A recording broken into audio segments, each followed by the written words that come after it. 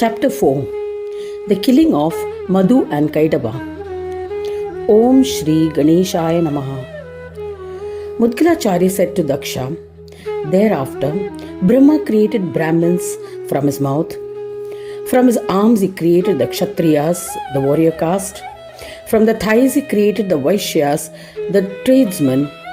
And inspired by the gunas or attributes, he created Shudras, the lowest caste, from his legs. These are the four varnas based on the functions people perform in any society. From his head he created the sannyasashrama, hermit or sage who renounces every tie with the world. From his heart he created the vanaprastha-ashrama, the retirement to the forest. From his nabi, the navel, he created the brahmacharya ashrama, the Vedic student vowed to chastity. From his thighs he created the grahastha ashrama, the householder. This is how he created the four castes and ashramas based on stages of life. Thereafter Brahma created the sun Dharma from his chest, and from his back created Adharma. Dharma and Adharma were the progenitors of Devas and Asuras respectively. The term Dharma is derived from the root Dhr, which means to nourish, to uphold, to sustain, to protect, and so forth, with the affix man. Thus the word comes to imply that which sustains and protects the creation, man. Thus the word comes to imply that which sustains and protects the creation in a disciplined manner. Adharma, son of Brahma, born of his back. His wife was Mrisha. Three chief characteristics are pride, luxury, and intoxication. Thereafter he created from his bodies Devas, Gandharvas, Apsaras, Yakshas and others, as well as Asuras and evil spirits. Thereafter he created Sarpas, serpents, birds, animals, humans, etc., endowed with bodies with specific characteristics. Though all beings created from the body of Brahmadeva were mighty, each conducted themselves differently, yet there was no possibility of propagation. O Prajapati, I shall tell you about the important principles created from Prakriti. It is said that the first cosmic creation of Brahmadeva was Mahat Tattva, the cosmic principles of the intellect. His second creation were subtle elements, the Tanmatras, which are Shabda, Sparsha, Rupa, Rasa and Gandha. These are known as Sukshma Bhuta Sarga. The third creation was Indriyas, which was creation of various organs, namely Jnana or Karmendriyas. They are said to be Vaikarika, of the nature of transformation and ramifications. These three sargas were created from Prakriti using Buddhi. Bauddhika sargas are intellectual creation. These three kinds of creation are called Prakriti Srishti, natural creation. It has been said that the fourth creation was insentient, immovable elements including mountains, rivers, etc. The fourth is Mukhya Sarga. Mukhya means immovables. The fifth creation was Tiryak Strotas. The sixth creation was the Urdhva Srota, ones of divine beings abounding in sattvika qualities of goodness, and was known as Deva Sarga. Humankind existing on earth was the seventh creation, or Arvak Stotras. Birds and beasts coming under the Triyak Strota are so called as they move horizontally, as distinguished from man who walks erect. This animal creation, Tiryak Strota, is dominated by the quality of tamas. It is irrational, forsaking the path of morality and virtue. Deva Sarga, this would include the 9 types of beings, namely Devas, Vidyadhara, Apsaras, Yaksha, Rakshasas, Gandharvas, Kinnara, Pishacha, and Guhyak Siddha. Urdhva means upwards, so it includes Akasha, Swarga, etc. Srota means movement, so it is for beings whose course of life is going upwards. Arvak Srotas, in which the current of nutriment tends downwards. It is also referred to as Rajasa Sarga in some scriptures. This creation of human beings is endowed with all the three qualities, Sattva, Rajas and Tamas. Because of the predominance of all the three qualities, the human beings are affected by evil. They are repeatedly impelled by action. Illuminated by the light of knowledge, this creation of human beings, known as Arvak Srotas, is seventh in order.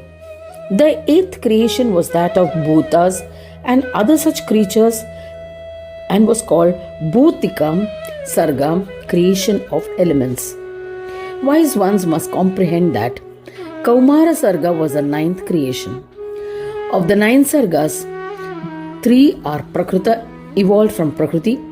These are the Mahat, Sukshma Bhuta and Vaikarika Sargas. And six are Vaikrita Sarga, as explained. This is based on Sankhya philosophy. Of the three Prakrita Sargas created, Buddhi is primary. Prakrita is original, primary, belonging to Prakriti, as contrasted with Vaikrita, which is modification or a modified thing. So the other tattvas, the Mahabhutas and Indriyas, and all Jivas, beings, use Buddhi, the intellect. Even the birds think of building nests before they lay eggs. In this manner, various species were created. However, these species of creation did not procreate. Therefore, Brahma was grief-stricken. It was then that an important couple comprising of the male-female aspect manifested from the body from his left side. A beautiful woman, Prakriti, named Satarupa, manifested. This has been mentioned in the Puranas. From the right side manifested Purusha. He was Manu, named Swayambhuva, and was the illustrious Kshatriya. This couple, Purusha and Prakriti, bowed to Brahma and asked, "O illustrious one, please command us. O Prajapati, what are we to do?" Brahma was delighted and said to his children, "Through the power of penance and through your marital union, create an incomparable world." Purusha and Prakriti bowed to Vidhi and went to a dense forest. They contemplated on Ganesha in their heart and performed intense penance. Kaumara Sarga was for Sanat Kumaras, who are eternally in the stage of childhood. Kaumara Sarga was the ninth creation. This creation was so called because Sanat Kumaras, the mind-born sons of Brahma, declined to create progeny and remained as a Kumara. Therefore, the birth of Sanat Kumara is called Kaumara Sarga. The Sarga may be taken to be both as Prakrita and Vikrita. According to Sankhya philosophy, Buddhi, Ahankara and Tanmatras are Prakrita Sargas, the inherent form of Prakriti. Ahankara is born from Buddhi, hence Buddhi is its inherent nature or Prakriti.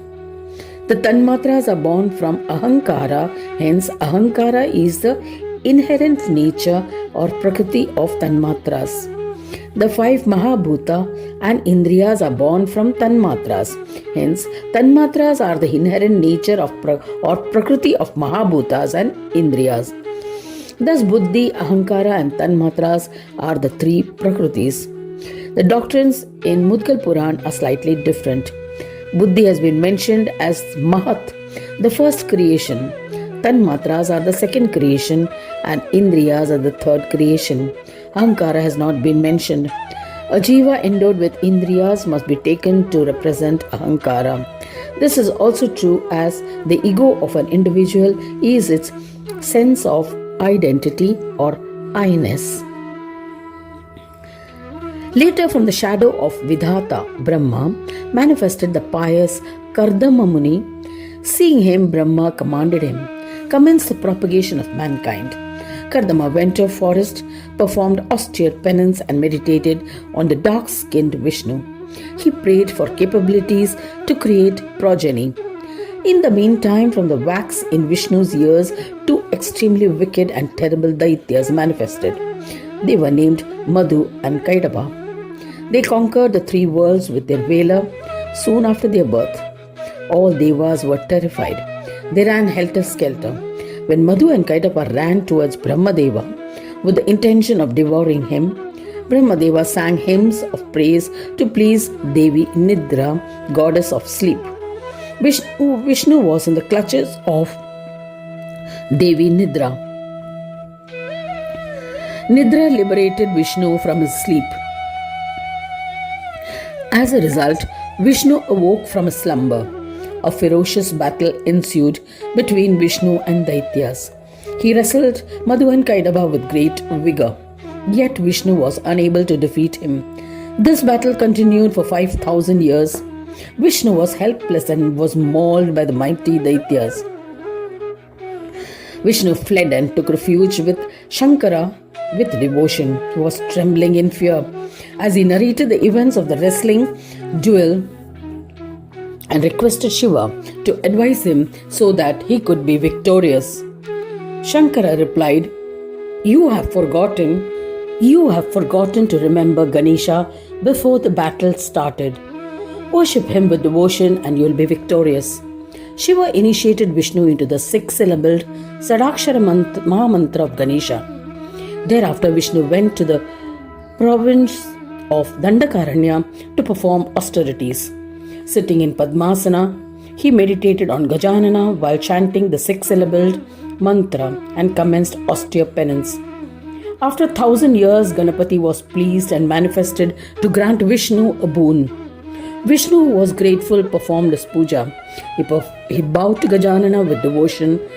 He became emotional and sang in praise of Varada, the one who loves his devotees. He extolled Maha Vishnu Krita Ganesha Stotra. To Ganapati, I bow to you. O Vignaraja, my prostrations to you. To the compassionate one, to Dundi, to the protector of devotees, I bow to you. To the consort of Siddhi and Buddhi, I bow to you. To the destroyer of obstacles, I bow to you.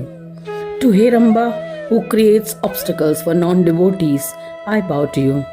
To the one without attributes, to the one who drives the virtues, I bow to you. To the form of universe, to the one who exists without universe, I bow to you. To the bestower of knowledge to Brahmas, to the one who is Brahma and the form of Brahma, to the one who is a union of two forms, the human and elephant, to the one who is endowed with various mayas, I bow to you. To the cause of the causal one, the Karana, I bow to you. To Jeshta Raja, who is devoid of Karana, I bow to you. To the one who is established in the hearts of yogis, to the one who bestows yoga upon yogis, O Ganesha, you are the embodiment of yoga. I bow to you. To the one who shelters Maya, to the one who supports Maya, I bow to you. To the one who enchants the illusory with Maya, I bow to you. Who can praise you, the form of yoga? Even Vedas with its Angas and Shastras have been unable to praise you adequately. Have mercy on us, O Gajanana. You are neither Mano Vani Vihina, who cannot be comprehended by mind and expressed by speech, nor Mano Vani Maya, who can be comprehended by mind and expressed by speech. O Lord, how can I extol you? Yet you are the bestower of intellect, and by your grace may my adulations please you. O Lord of Lords, I am blessed to have your darshanam. O Ganesha, I have become Yogindra, bestower of yoga, and have attained divinity by your darshana. There is no doubt about it. Saying this, he bowed with devotion, a thrill spreading across his body, eyes overflowing with tears of happiness. He danced in ecstasy. Ganadisha said to him, Ask for any boon, O Janardana. I am pleased with your penance and your wholehearted devotion. I shall fulfill all your desires.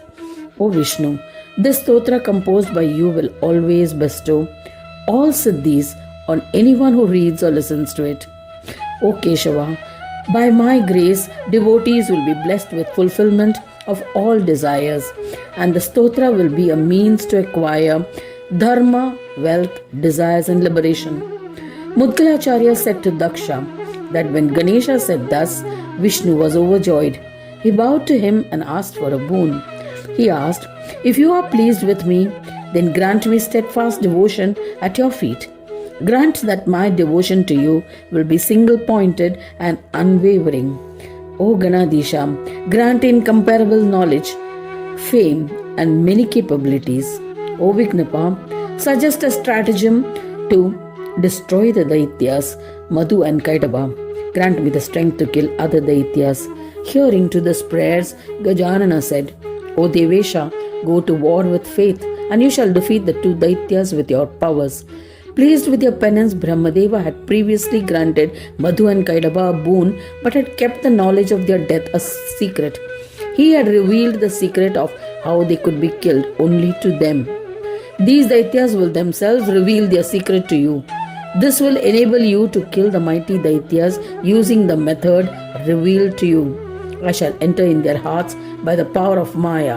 As your Lord, I shall overpower them and hand them over to you during the war, so that they will reveal the secret. O Vishnu, when you remember me during war, I shall reveal the strategy to you without delay for the destruction of the Daityas and your victory. Having assured thus, Brahmanayaka Ganesha disappeared. Vishnu had a huge idol of Ganesha installed at that location by learned Brahmins. He performed its puja with different methods. Since then, this kshetra became well known as Siddhi Kshetra. It became home to Siddhas. Religious austerities at this kshetra bestows all types of successes. This Ganesha Tirtha Kshetra became famous as the bestower of all siddhis to everybody. Vishnu stayed in Kshetra with his consort and his children with an antakarana filled with extreme devotion and reverence to Ganesha. Thereafter, he paid obeisance to Ganesha. He went to war. He remembered Ganesha and destroyed the valiant Daityas Madhu and Kaitabha. Thus ends the 4th chapter titled The Killing of Madhu and Kaitabha of the 2nd Khandam of the Puran Upanishad Srimad Mudgal Puran, describing the legends of Ekadanta, dedicated to Sri Gajanana. End of chapter 4.